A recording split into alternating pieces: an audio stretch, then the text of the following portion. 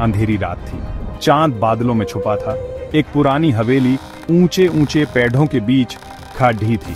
हवेली की खिड़कियां आंखों की तरह खाली और डरावनी लग रही थी। यहाँ सन्नाटा छाया रहता था, सिर्फ हवा की सनसनाहट और पत्तों की सरसराहट सुनाई देती थी।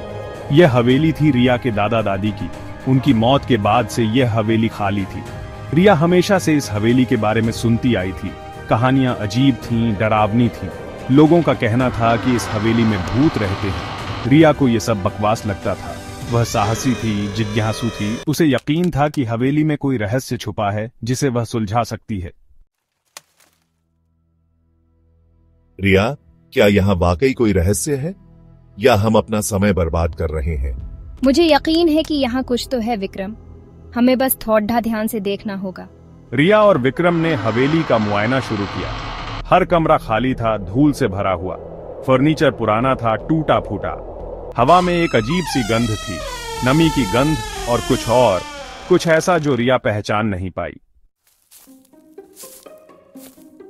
रात होने लगी। हवेली और भी ज्यादा डरावनी लगने लगी। रिया और विक्रम ऊपर वाले कमरे में थे। तुमने देखा? वह दरवाजा वह खुद ही खुला है। हाँ, मैंने देखा। यहाँ कुछ तो गड़बड़ है। उसी समय उन्हें एक आवाज सुनाई दी, एक फुसफुसाहट, धीमी और डरावनी, जैसे कोई उनके पीछे खडेड़ा हो। विक्रम सुनो, ये आवाज कैसी है? हाँ रिया, मैंने भी सुना। चलो देखते हैं। रिया और विक्रम ने आवाज का पीछा किया। वह उन्हें एक कमरे तक ले गई। कमरा बंद था। रिया ने धक्का देकर दरवाजा खोला। अरे अंदर तो धूल ही धूल है। एक पुरानी मेज पर एक डायरी पड़ी रही थी। रिया ने डायरी उठाई। वह उसकी दादी माँ की डायरी थी। विक्रम, ये दादी माँ की डायरी है। डायरी में दादी माँ ने अपनी जिंदगी के बारे में लिखा था, अपने पति के बारे में, अपने बच्चों के बारे में और अपनी मौत के बारे में। दादी माँ की मौत एक रहस्य थी। पुलिस को लगा था कि यह एक दुर्घटना थी, लेकिन डायरी में कुछ और लिखा था। हाँ, दादी माँ को शक था कि उन्हें मारा जा रहा है।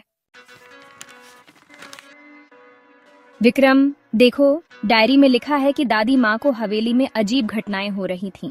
उन्हें ऐसा लगता था कि कोई उन पर नजर रख रहा है, कोई उन्हें डरा रहा है।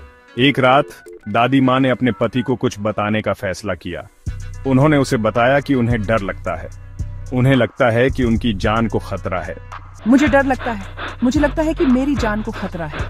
लेकिन दादी माँ के पति ने उनकी बातों पर यकीन नहीं किया। उसने कहा कि वह जरूरत से ज्यादा सोच रही हैं। उसने उन्हें आराम करने को कहा। लेकिन मेरी बात सुनो, मुझे सच में डर लग रहा है। उसी रात दादी माँ की मौत हो गई। पुलिस ने इसे एक दुर्घटना बताया, लेकिन रिया को यकीन था कि यह हत्या थी।